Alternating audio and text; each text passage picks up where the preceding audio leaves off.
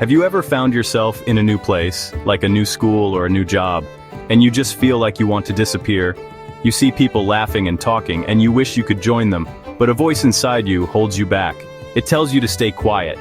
It tells you that you might say the wrong thing. This is the voice of shyness. It's a feeling many of us know very well. It's that hesitation, that fear of being judged, that makes reaching out feel like climbing a very tall mountain. But what if I told you that this feeling doesn't have to control your story? What if that shyness is just a part of you, not all of you? The desire to connect is a very human thing. We all want to have someone we can share our stories with, someone who understands our jokes, and someone who will be there for us on our bad days. For someone who is shy or introverted, this desire can feel like a heavy burden. You might ask yourself, how do I even start? What do I say? What if they don't like me? These questions can be so loud that they stop you from even trying. But the first step is always the hardest. And that first step is simply acknowledging that you want to make a friend. That is a brave and beautiful thing to want for yourself. It's completely okay to feel nervous. Your heart might beat a little faster. Your palms might get a little sweaty. That's just your body telling you that you are stepping out of your comfort zone. And that is where growth happens. Think of it not as a weakness, but as a sign that you are about to do something courageous. Your shyness does not define your worth or your ability to be a great friend. It's just a starting point. The real journey begins when you decide to take a small, tiny step forward, despite the fear. You are capable of more than you think. You just have to give yourself a chance. So let's start with that small step. Let's reframe how we see this challenge. Instead of seeing a room full of strangers, try to see a room full of potential stories. Each person has their own world, their own experiences, and their own desire to connect, just like you. The goal isn't to become the most popular person in the room overnight. The goal is to find one person, just one, with whom you can share a moment of connection. It all starts with a single hello, a simple smile, or the courage to ask a question. Let's explore how to turn that first brave step into a meaningful path. One of the simplest and most common ways to start a conversation is by asking someone their name. It's a universal icebreaker. Hi, what's your name? I'm Tito Ben. It seems so easy, right? And it is a wonderful beginning. Learning someone's name is the first building block of any relationship. It shows that you see them as an individual. It's a sign of respect. It opens the door for a brief exchange. But we have to be honest with ourselves. Knowing someone's name is not an instant guarantee of friendship. It's just the key that unlocks the door. What you do after you open that door is what truly matters. Think about it. You've probably learned the names of many people throughout your life. Classmates, colleagues, or people at a party. How many of them became your close friends? Probably not all of them. A friendship is more than just knowing a name and a face. It's about discovering what lies behind that name. It's about shared interests, shared values, and a shared sense of comfort and trust. Asking for a name is the first step, but the follow-up is where the magic happens. The real connection begins when the conversation moves from simple facts to genuine curiosity about the other person. So, you've learned their name. What's next? This is where you can gently probe a little deeper. You can ask a simple, open-ended question related to your shared situation. If you're in a class, you could ask, what do you think of this subject so far? If you're at an event, you could say, how did you hear about this event? These questions invite more than a one-word answer. They create a small space for the other person to share a piece of themselves. This is how you move beyond a simple introduction and start to build a small bridge between your world and theirs. It's about showing that you are interested in their thoughts and experiences. Remember, the goal here is not to force a friendship. It is to plant a seed. Sometimes that seed will grow and sometimes it won't. And that is perfectly okay. The important thing is that you tried. You were brave enough to open the door. Each time you do this, you become a little more comfortable with the process. You learn what works and what doesn't. You start to see that a conversation that doesn't lead to a lifelong friendship is not a failure. It's simply a practice run. It's an experience that makes you stronger and more prepared for the next opportunity that comes your way. In the world of making friends, you will often hear two words: introvert and extrovert. It's easy to think that extroverts have it all figured out. They seem to draw energy from being around people. They can talk to anyone and seem to make friends effortlessly.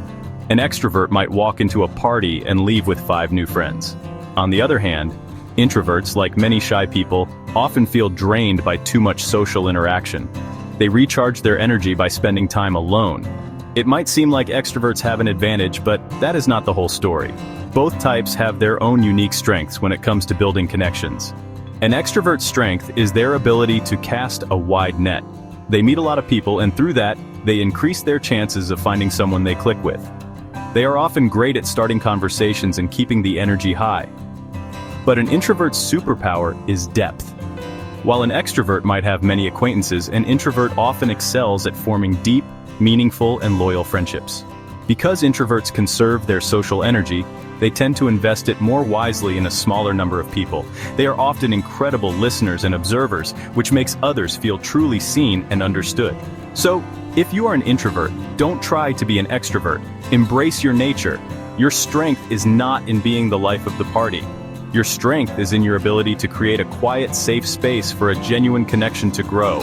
You don't need to talk to everyone in the room. You just need to find one or two people who seem interesting to you. You can use your excellent observation skills to notice someone who might also be looking for a quiet conversation.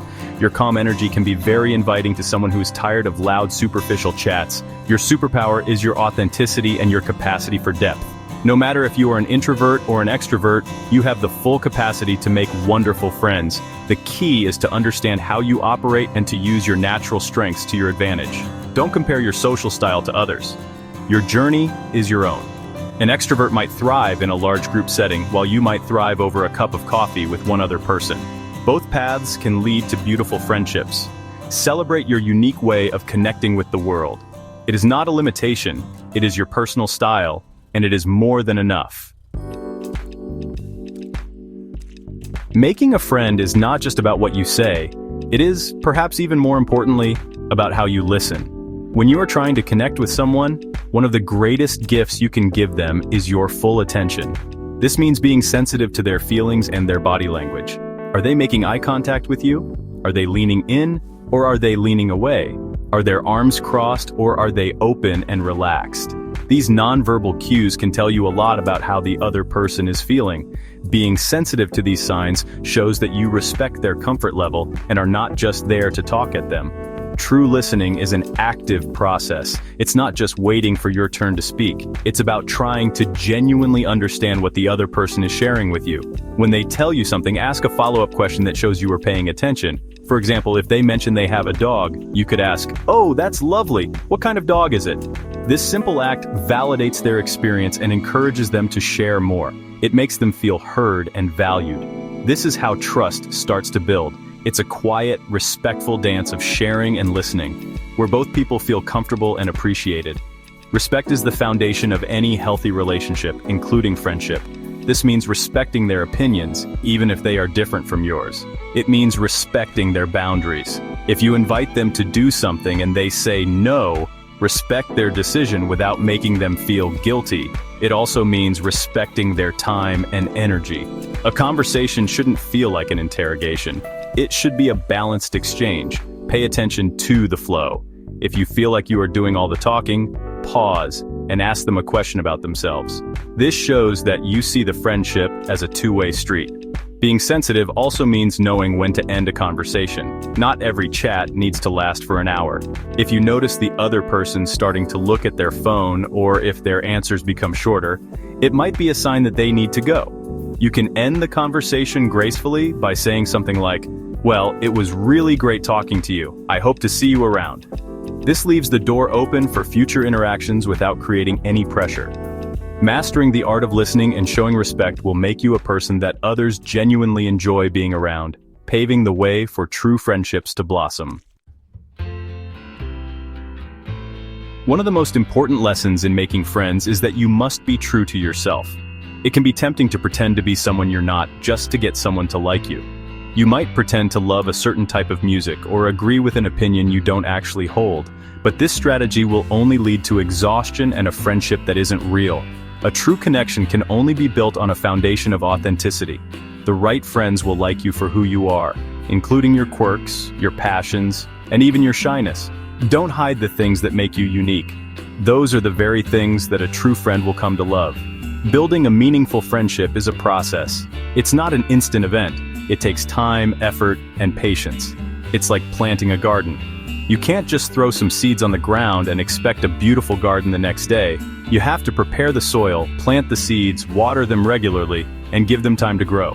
Some seeds may not sprout, and that's okay. Similarly, some interactions will not grow into friendships. You have to be patient with the process and with yourself. Don't get discouraged if you don't find your new best friend immediately. Every small conversation is a step in the right direction. Just keep nurturing the potential connections you make. It's also crucial to accept that you won't become friends with everyone you meet. And not everyone you want to be friends with will want to be friends with you. This is not a reflection of your worth. People connect for many different reasons: shared interests, life stages, or simple chemistry. It's not a personal failure if a connection doesn't deepen. Instead of focusing on the rejections, focus on being open to the people who are open to you. Celebrate the small victories, the pleasant conversation you had with a stranger, the smile you shared with a classmate, the time someone remembered your name. These are all signs of progress. Finally, be kind to yourself on this journey. Making friends as a shy or introverted person is an act of courage. Don't put too much pressure on yourself to follow a perfect script. Be open to new experiences, but also know your limits. If you need a day to recharge, take it. If you're struggling, it's okay to seek support from a family member, a counselor, or a trusted mentor. Your journey is your own. Embrace it.